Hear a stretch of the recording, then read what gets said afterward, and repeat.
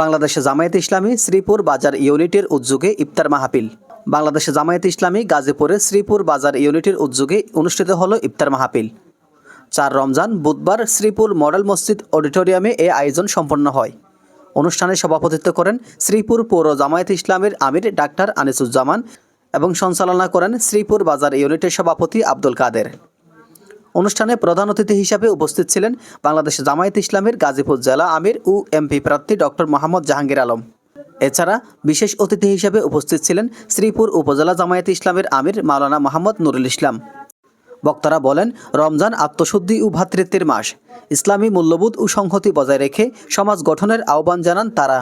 AB news desk report.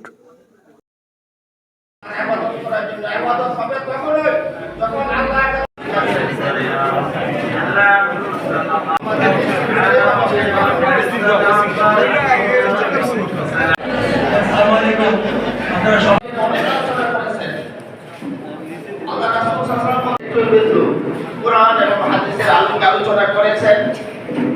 বিশ্বাস করি এই শ্রীপুরের কোন ব্যবসায়ী চাঁদাবাজদের কাছে জিম্মি হওয়া লাগবে না।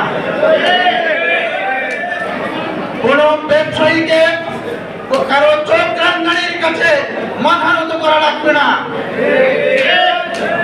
কোন ব্যবসায়ীকে চাঁদা দিয়ে ব্যবসা করা লাগবে না।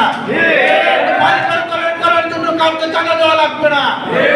যারা ব্যবসা করবে তারা নির্ভয়ে ব্যবসা করবে, যারা বাড়িঘর করবে নির্ভয়ে বাড়িঘর করবে।